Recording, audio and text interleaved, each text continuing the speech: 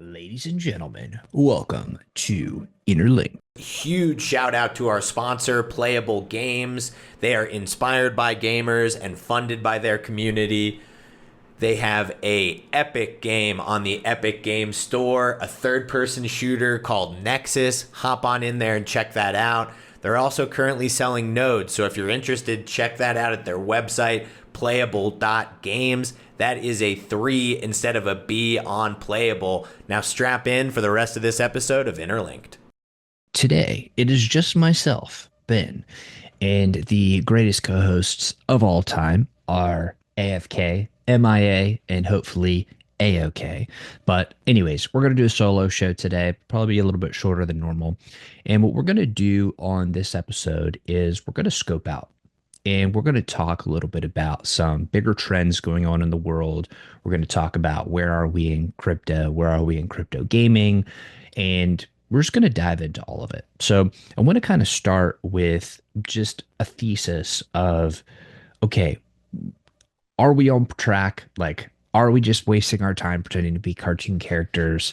Is this stuff coming? What's actually going on in the world today? And I think a couple of really interesting trends and long-term transformations of society, technology, demographics, like all the things are all kind of converging to show us a picture. And so, what I want to do is I want to kind of uncover that picture data point by data point. So let's go ahead and get started. The first thing that I want to talk about is just gaming as an industry as a whole. I think what we've seen is that since the later part of the 1900s, video games have become a thing, and they've really swept the world, and they've captured the minds of the people. As of today, the most up-to-date statistics that I've read have said that about 60% of the internet connected world is a gamer or plays games. Now, we have the spectrums there, right? We have the people playing their super casual phone games like a Candy Crush or Fruit Ninja or things like that. You have your phone games that may be a little bit more advanced and people keep coming back to, like I would say, like a Clash of Clans sort of thing. So one's like that short dopamine hit. You got 2 minutes when you're in an elevator or whatever people have 2 minutes and they're like trying to play on their phone and not be bored. And then you have like a thing that they keep coming back to, or like they do it, when they get home from work and when they're taking a seat after a big meal, if you get what I'm saying. And they do other things like that, right? Like where they keep going and they keep making progress, something like Clash of Clans. That's on the phone. You then have MMORPGs popping up on the phone where people are putting in real time. Like you have RuneScape coming to the phone. You have things like Diablo Immortal, Genshin Impact, and things like that, where people are really starting to spend a lot of time on the phone. And a lot of that is more of I would consider that a light version of an MMORPG. Like if you played World of Warcraft, like you have like 8,000 buttons and skills and macros and combinations and different, things that you can do. And it's pretty involved. And like, if you're watching it on a stream, it's kind of hard to know what's actually going on because there's just so many different things that are like happening and skill sets and like combos and different power moves and items and gear, and then you have like party dynamics, and it's 2-on-2 or 3-on-3 or 5-5, whatever. Okay, so that is very hard to reproduce on the phone, right? Because you have a lot less space to both visually receive the game, but also input the game. And so what that's kind of boiled down to is like you have your joystick on the left, and then you have like your virtual controller and buttons and stuff on the right. Now, people are hooking up some controllers and whatnot, and like I'm actually going to whip out a prop. I wasn't planning on this, but you can like hook up things, like you can get your controllers and stuff, and you can sync that to the phone and you can play things like that. I'm going to keep this out. Maybe we'll use that later on in the episode too. And so you have things like that where the phone is expanding through other devices, and I think this is going to over time evolve into interfacing between like if you have glasses and AR, VR, and you have like hand-based gestures, maybe there's eventually, the full haptic suits. That stuff's coming. It's, things take a lot of time. Things always take longer to happen than you think they will. If you're like, I'm trying to build something, it's probably going to take you 2 times as long as you thought. But then the upsides could be, or the results could be significantly greater than you thought, right? So like we think we're addicted to our technology now. When all this stuff hits, oh man, I don't think we've even seen the beginning of it. So I'm very bullish screen time as a just as one of those major trends. We'll come back to that in a little bit. So you have those kinds of games. So you have the MMORPGs on the phone and on mobile, and then you're really seeing a many different types of games pop up. And so you have things like the Pokemon Go, where it's like the location based and a lot of PvP in real time, and you have your auto battlers, you have your like team based, turn based things. Um, Pretty much anything and everything that can be done on the phone is currently being explored and done on the phone. Um, Good news for us is we're starting to see some Web3 apps come into play. There are different ones where, so there are actually a couple of issues with that. Let's tackle that right now because I don't want to forget. This is a really important thing. So one of the issues with bringing Web3 to the mobile device is you inevitably come face to face and you have this butting of the heads between the crypto technology and your assets and your wallets and the things that make crypto and blockchain. And that butts up into people like Apple and Google. And actually, that butts up into Apple and Google because they're gatekeepers. They want to charge transaction fees. They charge huge transaction fees when people use their devices.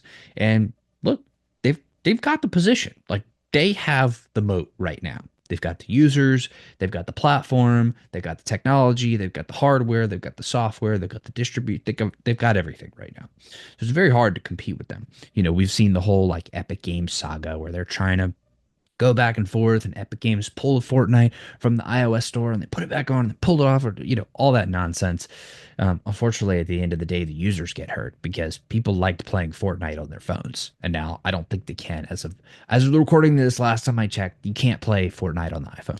So the issue is when Apple and Google try to take their cut. If you're using blockchain, how do you pay that commission? How do you do that? And so what that has led to, at least as of the recording of this, is Apple and Google said no to crypto within the games. And so they force you to use a soft currency, right? So if you played Fortnite, think of V-Bucks, basically any sort of app where you take dollars, you transact that into, or any sort of external currency, you transfer that into an internal game currency, and then you can spend that freely within the game. That transaction of swapping is where Apple and Google take their cut. That's where they take their fees. And so they have basically forced the use of in-game or in-app currency, which interestingly enough is kind of like crypto anyways, see the parallels here. But they force that transaction, or they force you to use dollars because that way they can take their cut. And so the games have then implemented this. And when I say force, I mean they've set it up to where the incentive is to create an in-game currency. Because if the games can enable people to swap from their dollars into this in-game currency, then they can use blockchain elements once it's already there, right? So, there's some fancy footwork that they have to do, but then off of those platforms, like if you go to their website and tie in your account and sync, then you can use all the blockchain and crypto stuff that you want. Totally fair game. You could do the thing.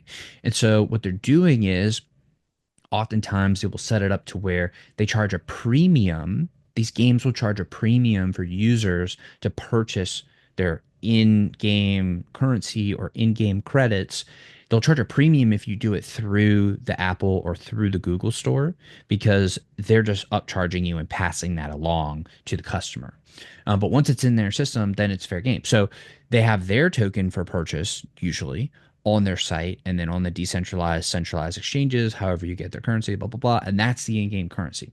The issue with that is if you have a floating currency in crypto land and a fixed currency, if you're coming from Apple, Google, that creates some arbitrage, and smart people who are much smarter than me are going to come in and they're going to trade on that, and they're going to end up messing over the retail user, right? You can see how if you have a fixed cost here and a floating cost here, the smarter people are going to figure out how to use those discrepancies and how to use those gaps in pricing difference to extract money from the ecosystem. So maybe there's some interesting things that could be done there. Like maybe they have it floating on this side, they just quote it in dollars, and you kind of let the let the market do its thing. Um, Perhaps that's what we'll see. But there are all that to say there are added compliance and economic complexities when you are trying to play nicely with Apple and Google. Now, they've got the users. So you kind of got to play nicely with them. And oftentimes you're trying to run your product on their hardware and or their software. So you kind of got to play nice with them, right? So we're seeing that whole thing take shape.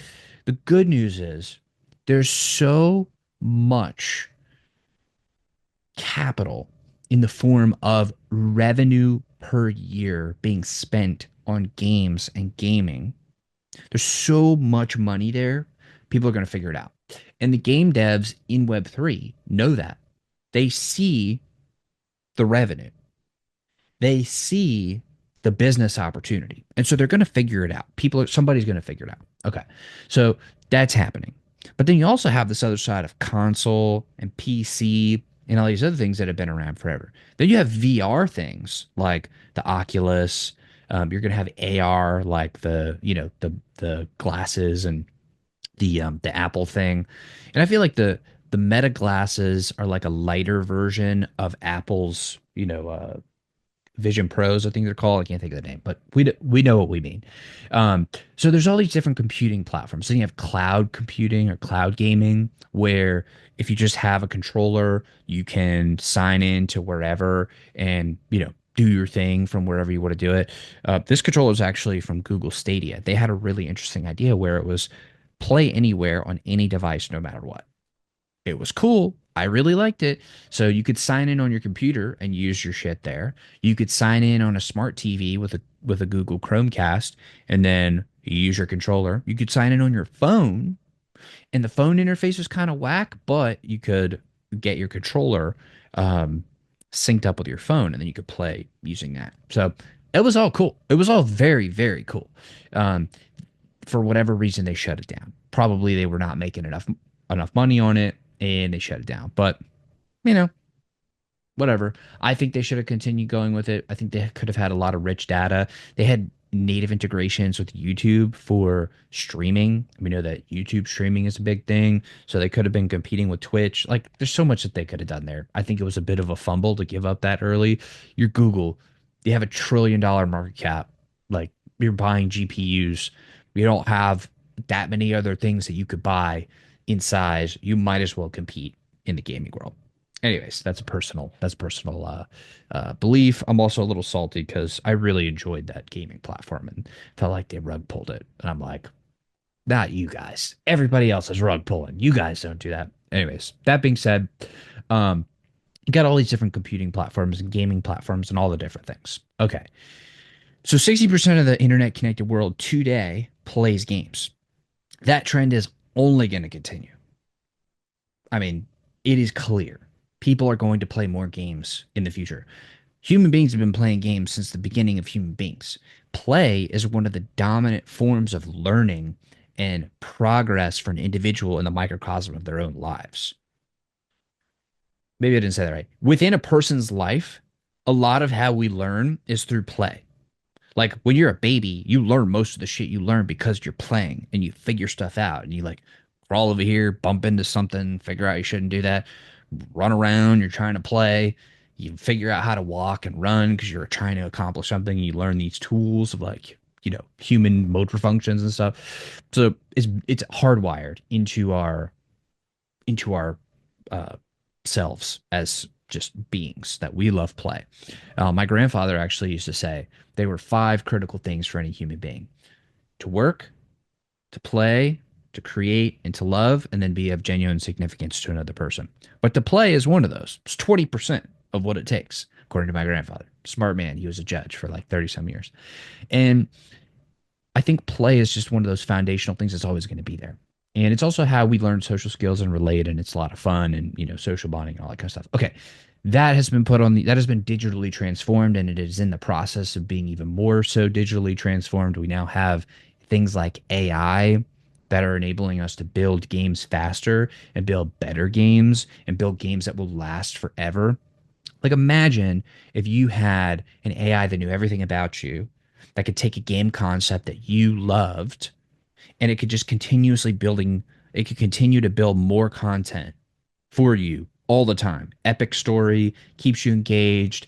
You have your friends coming into play. They have their own kind of custom, you know, feed of new game content, whatever, but y'all are able to play somehow, or their AI buddies and, homies that come in and you're playing with them, like whatever it is, or PvP, whatever it is, like gaming is only going to get better.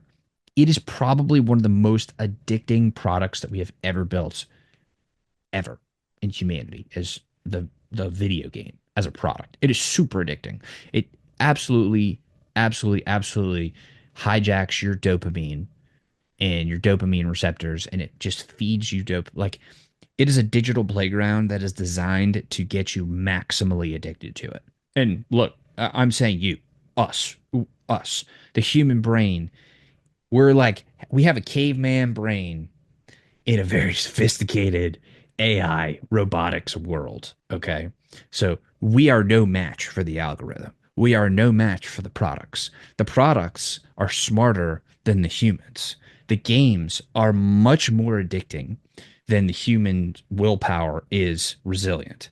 It wins. It wins all the time. The only chance we have to not get addicted is if we don't play or if it's a shitty game. Okay. If it's a really good game, you're kind of screwed because you're going to get addicted to it.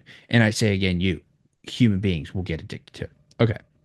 So you got this absolute phenom of a product and an industry in video games. That's one idea. Second idea is just the internet. Human beings are terminally online in one way, shape, or form, whether it be on the phone, whether it be on the computer, whether it be on television, whatever it is, human beings are plugged in, hooked up, synchronized, and online. That is never going to go away. We are always going to do things on the internet. It is the vast new world that we have conquered and are beginning to realize maybe we haven't conquered because it's so much bigger than we think, but we're in it. We're going for it. We're spending all of our time online. Okay. So there's that. Then we have things like AI and robotics. And so with AI and robotics, what's happening right now will probably continue to happen, regardless of all the people that says, "Oh, it's not going to happen. You need the human touch." No, you don't. Now a word from our sponsors.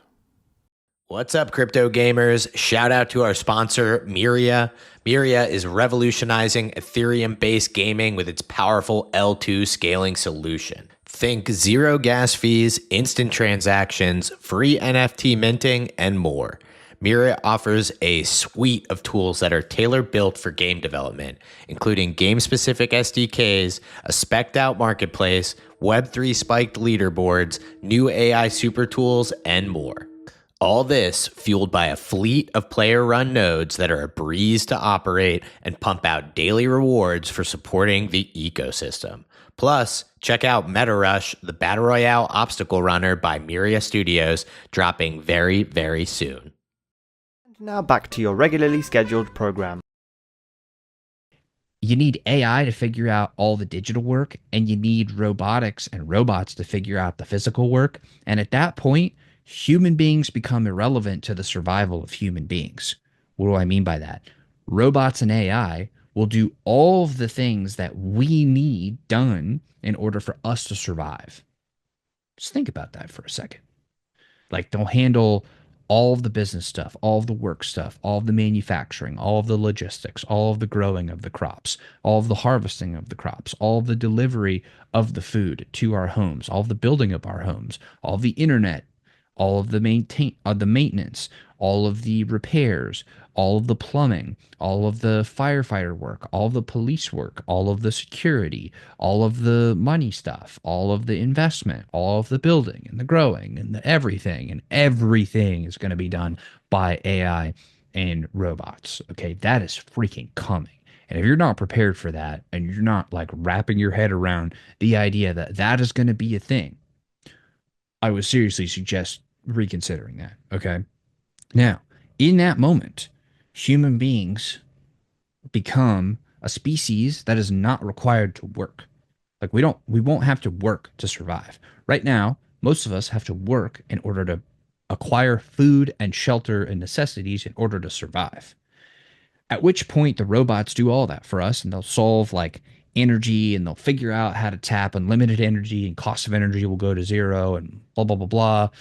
Okay, at that point, we don't have to do any work. We can just exist. And we'll kind of be like dogs or cats where they just exist and they do whatever the fuck they want and they're just like there. And we, take care of them sometimes and sometimes we just let them exist out by them, by their own, whatever. That we're going to be like that. And the robots are going to be like the us where they're doing everything. And, and they're going to be way smarter than us as well. So in that world, we have infinite free time and no claims on our time. What are we going to do?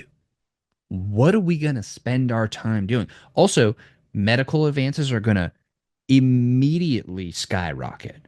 And like in a perfect world, the food will be made with no, nonsense bullshit. It'll be clean, it'll be healthy, it'll, we'll skyrocket our longevity and the average age of human beings will go up. We'll solve diseases, we'll fix, we'll cure dying, we'll solve for longevity, more likely than not. With robots and AI, for sure, for sure. If they don't wipe us out, which is a whole different thing. But we're not gonna, we're not gonna talk about that. Okay, so in that world, we have infinite time. And what do human beings do when we have infinite time? Well, we do a few things. I like to consider them the three things of sex, drugs, and rock and roll. Okay. By sex, I mean carnal desires and carnal pleasures. Anything that human beings do in order to feel good and to get dopamine, that's what I'm talking about. Drugs, any sort of consumption of anything, yeah, we're going to do that.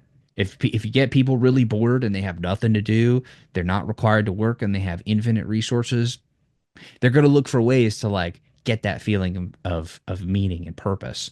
And then rock and roll. And by that I mean entertainment. And so we are essentially going to completely become um, on a quest for entertainment and purpose. So we're going to resort to these three things.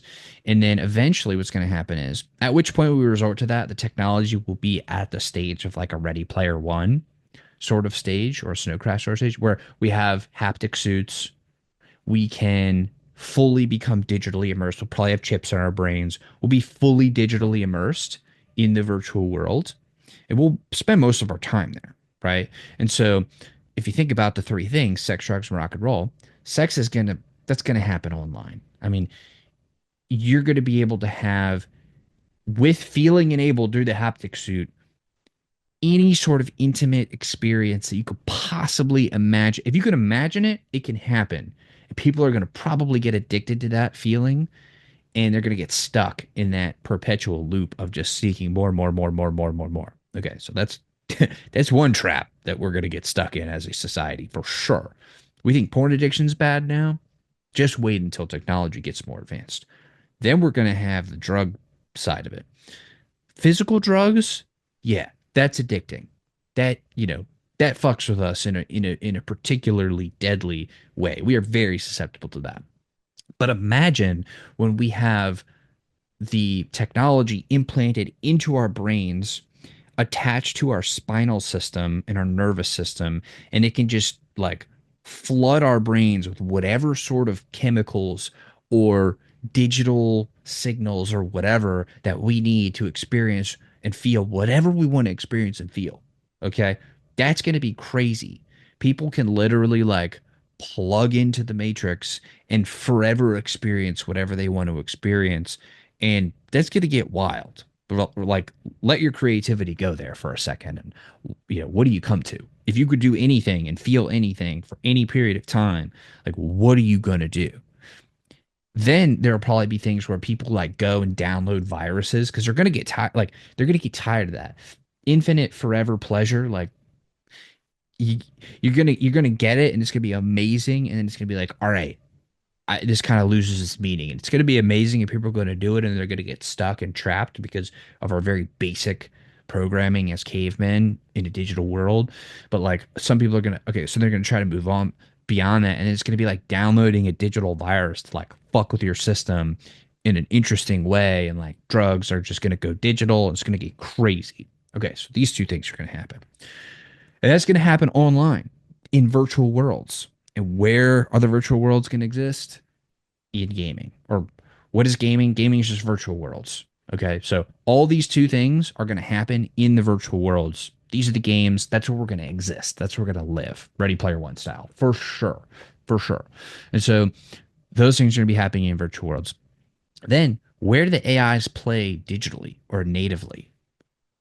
They they exist in the virtual world. So AIs are not going to want to like exist in the physical world. They're limited there. They're going to want to exist in the virtual world. So they're going to continue to build virtual worlds, aka they're going to start building video games because that's what they're going to want to do. And that's a really good place to get us in one spot and to have us all kind of concentrated in a place where they can then learn from us because they require data to learn. Human beings generate data when we go online. You can see where I'm going with that. So all these things are going to really like hit all at the same time.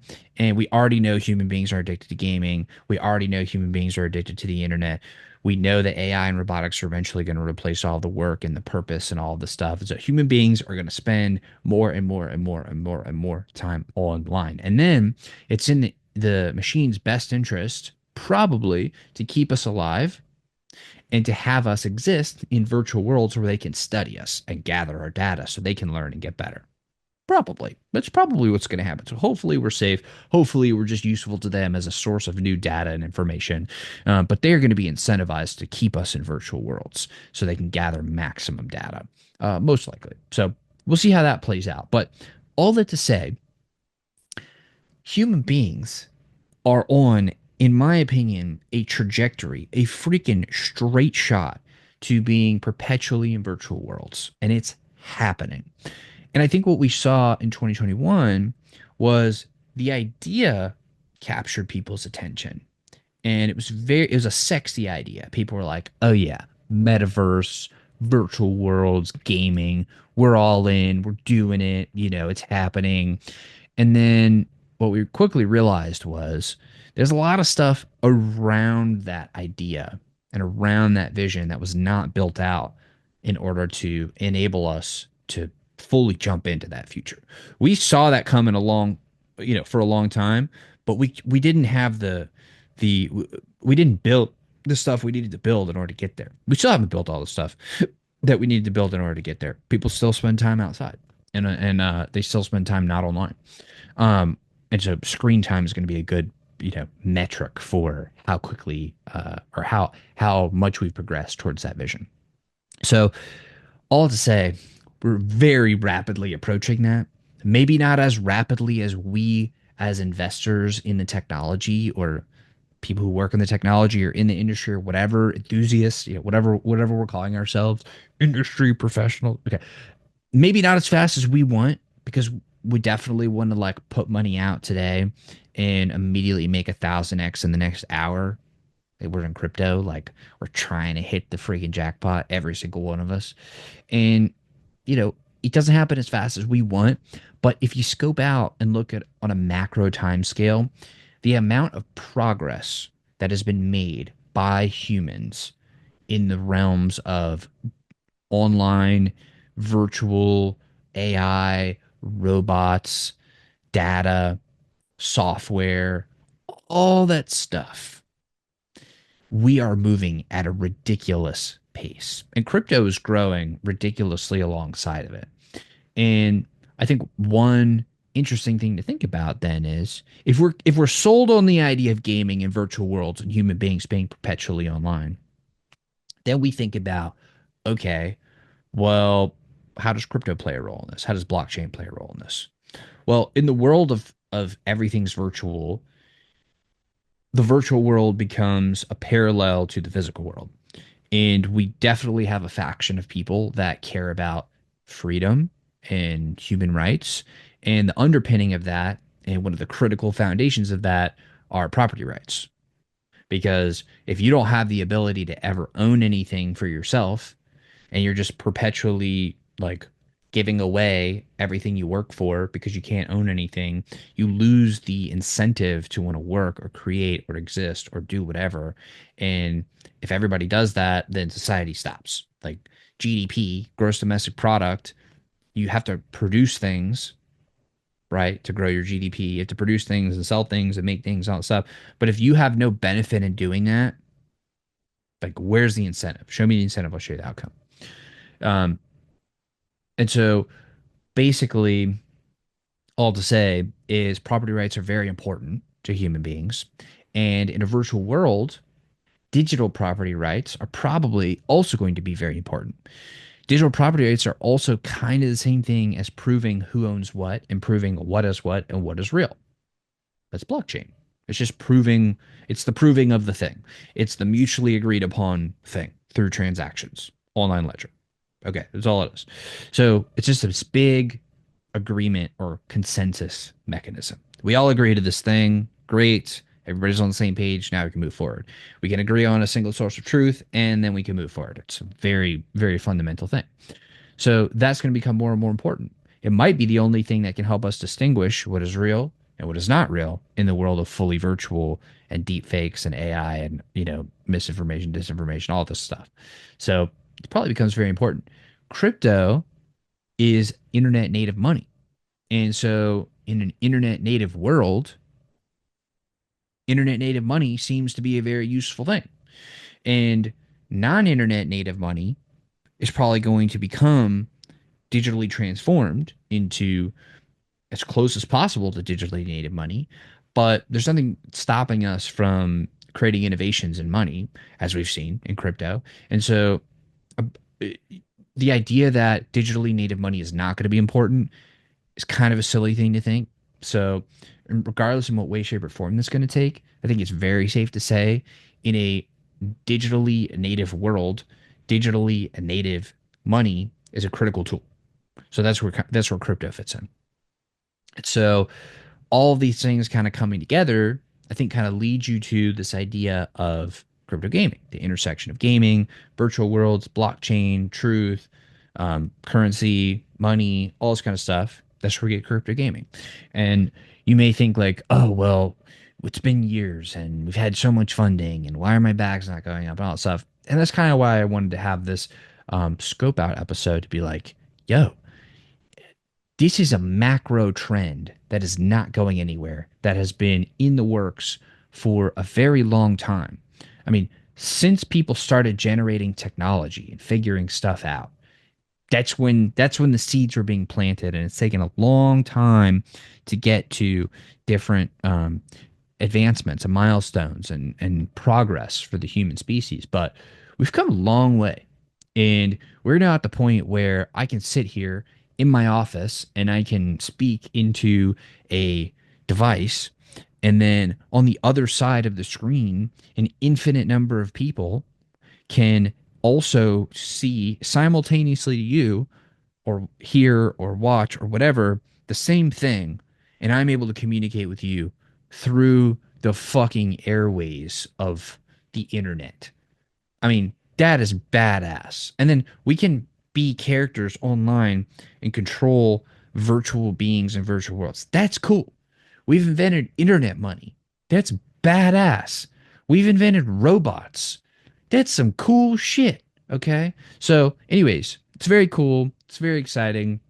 I think the thing to remember is oftentimes we can be um distracted by getting too in the weeds, and we kind of lose the forests for the trees. Meaning, we're so focused on this one thing or this one, like, we're so focused on this one meme coin going to a trillion that we've like lose sight of the bigger, greater digital transformation that is happening.